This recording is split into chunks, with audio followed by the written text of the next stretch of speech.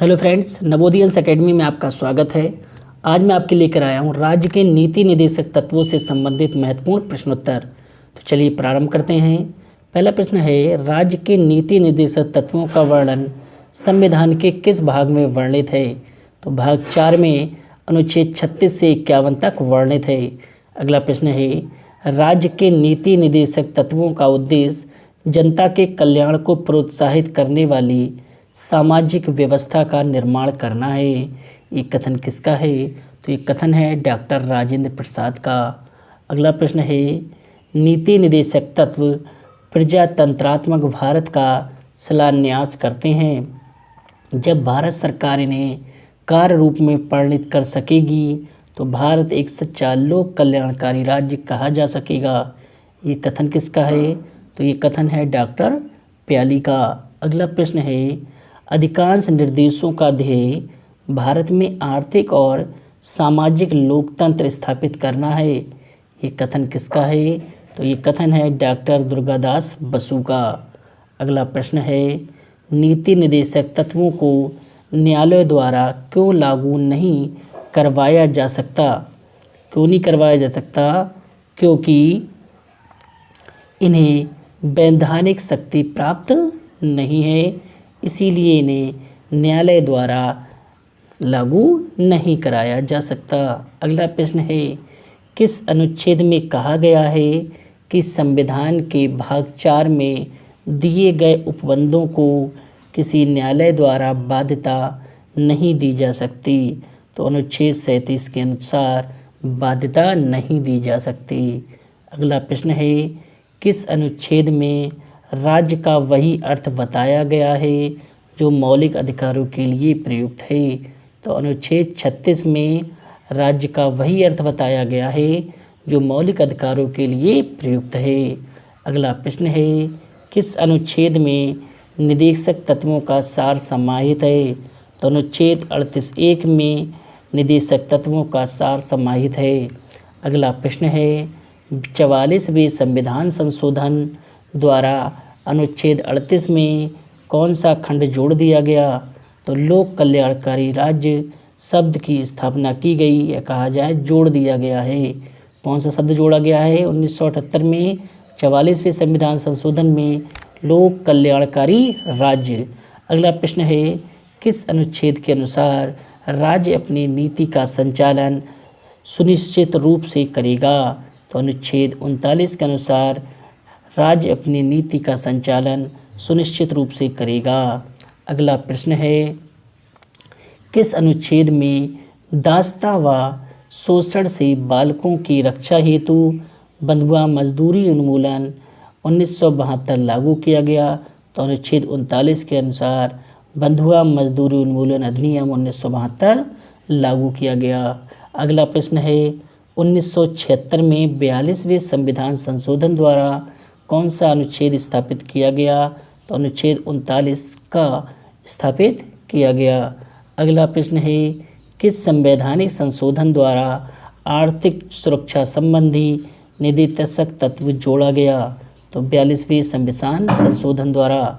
अगला प्रश्न है, किस अनुच्छेद के अनुसार राज्य अपने सामर्थ्य के अनुसार काम पाने, शिक्षा पाने, वृद्धावस्था में पेंशन आदि पाने के लिए आर्थिक सहायता उपलब्ध कराएगा? तो अनुच्छेद 41 के अनुसार।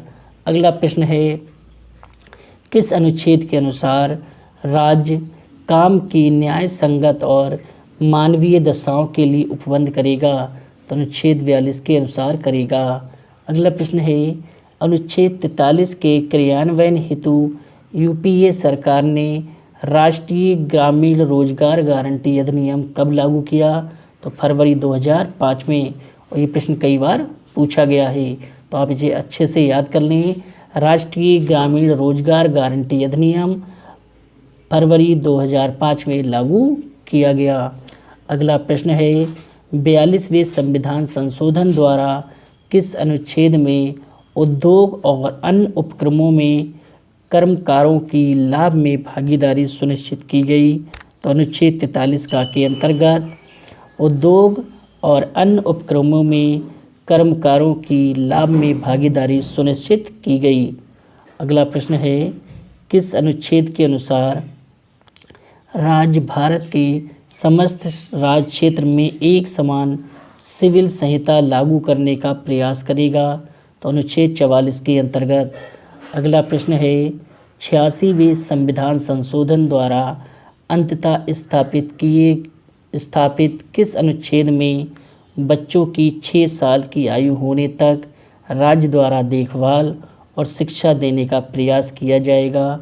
तो अनुच्छेद 45 के अंतर्गत 6 साल के बच्चों को की देखभाल और शिक्षा देने का प्रयास कौन करेगा? राज्य करेगा। अगला प्रश्न है, कौन से अनुच्छेद के अनुसार राज्य समाज के कमजोर वर्गों की शैक्षिक, आर्थिक, सामाजिक आवश्यकताओं की पूर्ति करेगा और शोषण से मुक्ति दिलाएगा? तो अनुच्छेद 46 के अनुसार। अगला प्रश्न है, किस अनुच्छेद के अनुसार राज्य व्यक्तियों के जीवन स्तर को ऊंचा उठाने का प्रबंध करेगा तथा मादक पेय के उपयोग का पर प्रतिबंध लगाएगा? तो अनुच्छेद 47 के अनुसार मादक पेयों के उपयोग पर प्रतिबंध लगाएगा। अगला प्रश्न है, राज्य देश के पर्यावरण के संरक्षण, संवर्धन तथा वन एवं वन्य जीवों की रक्षा करने का प्रयास करेगा? किस अनुच्छेद में वर्णित है? तो अनुच्छेद 48 का में वर्णित है कि राज्य पर्यावरण के संरक्षण, संवर्धन तथा वन एवं वन्य जीवों की रक्षा करने का प्रयास करेगा। अगला प्रश्न है, अनुच्छेद 48 का किस संवैधानिक संशोधन द्वारा स्थापित किया गया? तो 42वें संविधान संशोधन द्वारा स्थापित किया गया। अगला प्रश्न है, किस अनुच्छेद के अनुसार राज्य राष्ट्रीय एवं ऐतिहासिक महत्व वाले स्मारकों और स्थानों की सुरक्षा करेगा? तो अनुच्छेद 49 के अनुसार राज्य राष्ट्रीय एवं ऐतिहासिक महत्व वाले स्मारकों और स्थानों की सुरक्षा करेगा। अगला प्रश्न है, किस अनुच्छेद के अनुसार राज्य न्यायपालिका की स्वतंत्रता एवं निष्पक्षता के लिए न्यायपालिका का कार्यपालिका से पृथक्करण सुनिश्चित करेगा? तो अनुच्छेद 50 के अंतर्गत। अगला प्रश्न है, किस अनुच्छेद के अनुसार प्रत्येक राज्य और राज्य के भीतर स्थानीय प्राधिकारी का ये कर्तव्य है कि वह भाषाई अल्पसंख्यक वर्ग के बालकों को शिक्षा के प्राथमिक स्तर पर मातृभाषा में शिक्षा की पर्याप्त सुविधाओं की व्यवस्था करे? तो अनुच्छेद 350 का प्रश्न है, राज्य और राज्य के भीतर स्थानीय प्राधिकारी का ये कर्तव्य है कि वह भाषाई अल्पसंख्यक वर्ग के बालकों को शिक्षा के प्राथमिक स्तर पर मातृभाषा में शिक्षा की पर्याप्त सुविधाओं की व्यवस्था करे। तो अनुच्छेद 350 का के अंतर्गत। अगला प्रश्न है, किस अनुच्छेद के अनुसार संघ का ये कर्तव्य है? अभी हम राज्य की बात करें तो किसकी बात है? संघ की। कि किस अनुच्छेद के अनुसार संघ का ये कर्तव्य है कि वह हिंदी भाषा का प्रसार बढ़ाए, उसका विकास करे ताकि वह भारत की सामाजिक संस्कृति के सभी तत्वों की अभिव्यक्ति का माध्यम बन सके? तो अनुच्छेद 351। अगला प्रश्न है, अनुच्छेद 350 का 351 और 335 को न्यायालय ने किस श्रेणी में रखा है? तो नीति निर्देशक तत्वों की श्रेणी में रखा है। अगला प्रश्न है, किन अधिकारों को प्रतिबंधित अथवा स्थगित किया जा सकता है? तो मौलिक अधिकारों को प्रतिबंधित एवं स्थगित किया जा सकता है। अगला प्रश्न है, नीति निर्देशक तत्वों की प्रकृति कैसी है? तो नीति निर्देशक तत्वों की प्रकृति स्वतंत्र है। अगला प्रश्न है, किन अधिकारों को न्यायालय के द्वारा लागू किया जा सकता है? तो मौलिक अधिकारों को न्यायालय के द्वारा लागू किया जा सकता है। अगला प्रश्न है, किसका संबंध राज्य, नागरिक तथा विदेशियों से है? तो राज्य के नीति निर्देशक तत्वों का है। अगला प्रश्न है, गोलकनाथ बनाम पंजाब राज्य मामला किस वर्ष का है? तो वर्ष 1967 का है। गोलकनाथ बनाम पंजाब राज्य मामला 1967 1967 का है।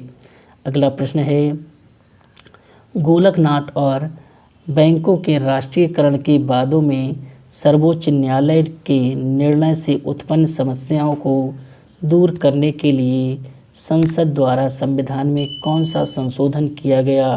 तो 24वां और 25वां संशोधन किया गया था। अगला प्रश्न है, 24वें संशोधन अधिनियम द्वारा अनुच्छेद 13 में कौन सा खंड जोड़ा गया?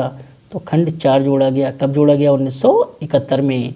अगला प्रश्न है, 24वें संशोधन अधिनियम द्वारा अनुच्छेद 368 में कौन सा खंड जोड़ा गया? तो खंड 1 जोड़ा गया। अगला प्रश्न है, 25वें संशोधन अधिनियम द्वारा अनुच्छेद 31 में क्षतिपूर्ति के स्थान पर कौन सा शब्द स्थापित किया गया?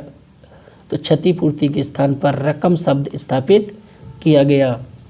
अगला प्रश्न है, किस संशोधन के जरिए न्यायालय की न्यायिक पुनरावलोकन की शक्ति को सीमित करने का प्रयास किया गया है? तो अनुच्छेद 31 के अंतर्गत न्यायालय की न्यायिक पुनरावलोकन की शक्ति को सीमित करने का प्रयास किया गया है। अगला प्रश्न है, केशवानंद भारती बनाम केरल राज्य विश्व न्यायालय के समक्ष कब पहुंचा? तो 1973 में पहुंचा। अगला प्रश्न है, न्यायालय ने केशवानंद भारती बनाम केरल राज्य इस निर्णय में संविधान के किस सिद्धांत का प्रतिपादन किया है? तो आधारभूत ढांचे का। अगला प्रश्न है, मिनर्वा मिल्स बनाम भारत संघवाद किस वर्ष का है? तो ये 1980 का वाद है। अगला प्रश्न है, न्यायालय ने किस वाद में सरकार को समान सिविल संहिता अनुच्छेद 44 नीति निर्देशक तत्व के क्रियान्वयन का आदेश दिया? तो शाहबानोवाद 1986 में समान सिविल संहिता निदेशक तत्व के क्रियान्वयन का आदेश दिया था। अगला प्रश्न है, न्यायालय ने सरकार को क्या लागू करने के लिए कहा?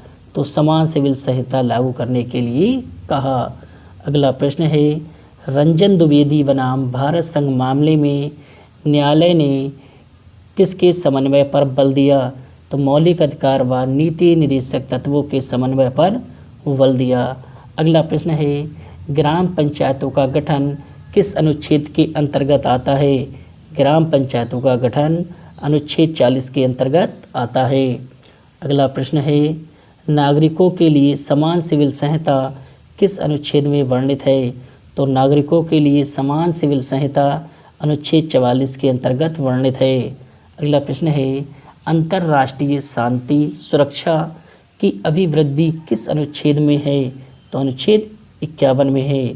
अंतर्राष्ट्रीय शांति सुरक्षा की अभिवृद्धि अनुच्छेद 51 में है। अगला प्रश्न है, बंधुआ मुक्ति मोर्चा बनाम यूनियन बैंक ऑफ इंडिया मामले में सर्वोच्च न्यायालय ने किस अनुच्छेद के क्षेत्र का विस्तार की रूपरेखा निर्धारित की है? तो अनुच्छेद 21 की। बंधुआ मुक्ति मोर्चा बनाम यूनियन बैंक ऑफ इंडिया मामले में सर्वोच्च न्यायालय ने किस अनुच्छेद के क्षेत्र विस्तार की रूपरेखा निर्धारित की है? तो अनुच्छेद 21 की। अगला प्रश्न है, अनुच्छेद 24 के अंतर्गत किनको समाहित किया गया है? तो मानवीय गरिमा तथा शोषण से मुक्ति को समाहित किया गया है अनुच्छेद 24 के अंतर्गत। अगला प्रश्न है, नागरिकों की स्वास्थ्य सुरक्षा हेतु ग्रामीण स्वास्थ्य मिशन योजना देशव्यापी स्तर पर कब लागू की गई? तो 12 अक्टूबर 2005। ग्रामीण स्वास्थ्य मिशन योजना देशव्यापी स्तर पर 12 अक्टूबर 2005 को लागू की गई और ये प्रश्न भी कई बार पूछा गया है। अगला प्रश्न है, राज्य द्वारा काम पाने, शिक्षा पाने तथा विशेष परिस्थितियों में अधिक सहायता उपलब्ध कराना किस अनुच्छेद में निहित है? तो अनुच्छेद 41 में निहित है। राज्य द्वारा काम पाने, शिक्षा पाने तथा विशेष परिस्थितियों में अधिक सहायता उपलब्ध कराना किस अनुच्छेद में है? तो अनुच्छेद 41 में है। अगला प्रश्न है, प्रसूति के लिए सहायता का उपबंध किस अनुच्छेद में है? तो अनुच्छेद 42 में है। प्रसूति के लिए सहायता उपबंध किस अनुच्छेद में है? तो अनुच्छेद 42 में है। अगला प्रश्न है न्यूनतम मजदूरी का उपबंध किस अनुच्छेद में है? तो अनुच्छेद 43 में न्यूनतम मजदूरी का उपबंध है। अगला प्रश्न है गाय, बछड़ों व अन्य दुधारू पशुओं के वध का प्रतिबंध किस अनुच्छेद में है? तो अनुच्छेद 48 में गाय, बछड़ों व अन्य दुधारू पशुओं के वध का प्रतिबंध है। अगला प्रश्न है इन निदेशक तत्वों का महत्व इस बात में है कि ये नागरिकों के प्रति राज्य के सकारात्मक दायित्व हैं। किसने कहा है? तो डॉक्टर प्याली ने कहा है। अगला प्रश्न है प्रजातंत्र की रीढ़ किसे कहा जाता है? तो प्रजातंत्र की रीढ़ जनमत की शक्ति को कहा जाता है। प्रजातंत्र की रीढ़ जनमत की शक्ति को कहा जाता है। तो अगर वीडियो पसंद आई हो तो चैनल को सब्सक्राइब करें, मित्रों के साथ शेयर करें। धन्यवाद।